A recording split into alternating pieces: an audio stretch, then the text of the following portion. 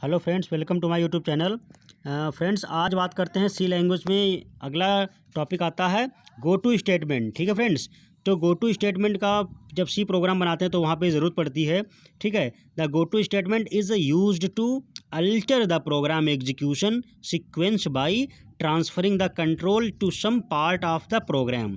ठीक है, तो दोस्तों ड्यूरिंग प्रोग्राम को जब हम बनाते हैं तो प्रोग्राम एग्जीक्यूशन को अल्टर करने के लिए हम गो टू स्टेटमेंट यूज़ करते हैं ताकि उसका सीक्वेंस ट्रांसफ़र हो किसी और कंट्रोल पे। ठीक है, कोई प्रोग्राम का दूसरा पार्ट भी एग्जीक्यूट हो। ठीक है, तो इसलिए हम गो टू स्टेटमेंट का लगाते हैं। जैसे सपोज़ हम स्टेटमेंट नंबर 1 एग्जीक्यूट किए, फिर स्टेटमेंट नंबर 2 एग्जीक्यूट किए, फिर स्टेटमेंट नंबर 3 एग्जीक्यूट किए। इसके बाद दोस्तों लगा दिया गो टू स्टेप 2। तो दोस्तों 3 एग्जीक्यूट होने के बाद ये फिर स्टेप नंबर 2 पे चला जाएगा।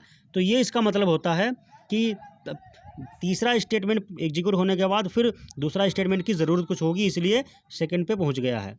ठीक है, तो इस प्रकार का एग्जीक्यूशन को ब्रेक करके किसी और प्रोग्राम के पार्ट को एग्जीक्यूट करने को ट्रांसफ़र करना कंट्रोलिंग मैकेनिज्म आपका कहलाता है गो टू स्टेटमेंट। ठीक है दोस्तों, एक प्रोग्राम के थ्रू देखते हैं। दो हेडर फाइल लगाया मैंने, स्टैंडर्ड इनपुट आउटपुट और console input output, void main, clear screen लगाया दोस्तों, स्टार्ट किया। उसके बाद हमने प्रिंट ऑफ किया वेलकम के बाद दोस्तों लिख दिया गो टू स्टार्ट, उसके बाद गेट ch लगा दिया। ठीक है, तो दोस्तों ये देखो आप इस प्रकार से गो टू फिर मतलब स्टार्ट पे चला जाए। ठीक है, स्टार्ट वेलकम फिर इस प्रकार से चला जाएगा। तो ये दोस्तों आपका गो टू को यूज़ किया। अगला दोस्तों स्टेटमेंट आता है एग्जिट स्टेटमेंट। तो दोस्तों एग्जिट स्टेटमेंट क्या है? C provides a way to leave the program early with the exit function. The format of exit is exit status. तो दोस्तों सी में ऐसी फैसिलिटी है कि प्रोग्राम एग्जिट होने से पहले आपको अगर लीव करना हो प्रोग्राम को तो आप एग्जिट कमांड यूज़ कर सकते हैं, एग्जिट स्टेटमेंट यूज़ कर सकते हैं। ठीक है दोस्तों, और एग्जिट का जो फॉर्मेट है वो एग्जिट और पैरेंथेसिस के अंदर स्टेटस उसका जो लिख दो। ठीक है, इस प्रकार से इसको डिक्लेयर किया जाता है। तो दोस्तों इसका एग्जांपल देखते हैं। स्टैंडर्ड इनपुट आउटपुट और console input output header file use किया, मेन फंक्शन यूज़ किया, ओपन करली ब्रेस लगाने के बाद क्लियर स्क्रीन यूज़ किया दोस्तों, प्रिंट ऑफ कमांड चलाई, सी प्रोग्रामिंग को एंटर किया, फिर दोस्तों एग्जिट लगा दिया। ठीक है, तो यहाँ से प्रोग्राम एग्जिट हो जाएगा, जबकि अभी प्रोग्राम का बाकी पार्ट रह गया है। ठीक है, आगे दोस्तों है print of C is easy to learn.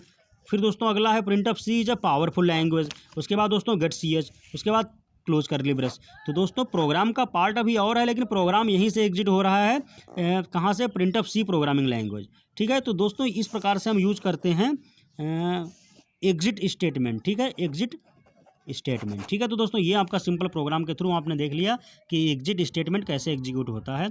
तो जो आपका एग्जिट स्टेटमेंट है वो प्रोग्राम को एग्जिट होने से पहले ही आपका प्रोग्राम को लीव कर देता है। ठीक है, तो दोस्तों आई होप आपको समझ में आया होगा। एक और प्रोग्राम दोस्तों देखते हैं। Write a program to print your name n times.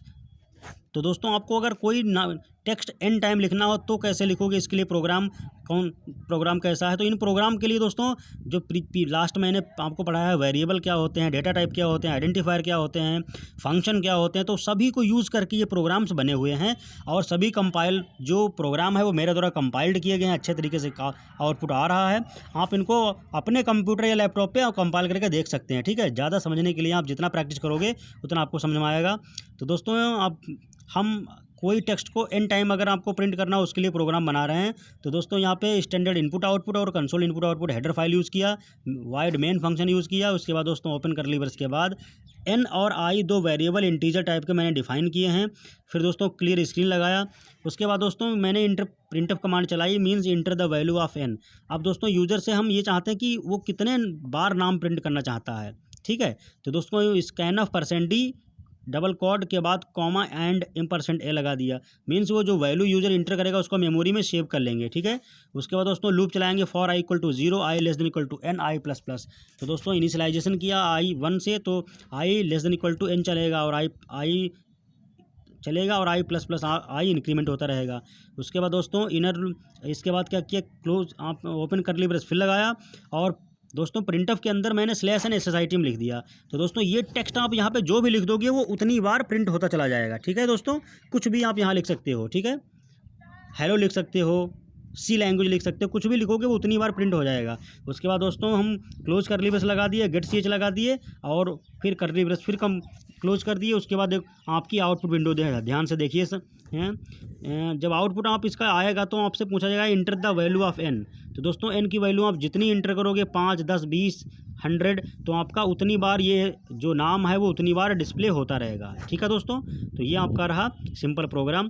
तो दोस्तों आशा करता हूँ कि आपको ये प्रोग्राम समझ में आया होगा, किस प्रकार से हमने डेटा टाइप और वेरिएबल को यूज़ किया है।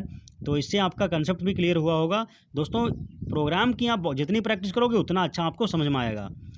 तो दोस्तों मेरे पास कंटेंट सब लिखा है, ज़्यादा टाइम आपका वेस्ट ना हो इसलिए मैं कॉपी पे ही एक्सप्लेन कर दे रहा हूँ। ठीक है, तो आप बस इसको वीडियो पॉज करके नोट कर सकते हो, अच्छे से समझ सकते हो।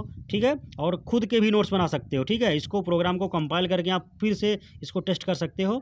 ठीक है, और दोस्तों बने रहिए चैनल पे हमारे, वीडियो को लाइक कीजिए, शेयर कीजिए और अगर कोई क्वेरी हो तो आप कमेंट करके ज़रूर पूछिएगा। ठीक है, थैंक यू।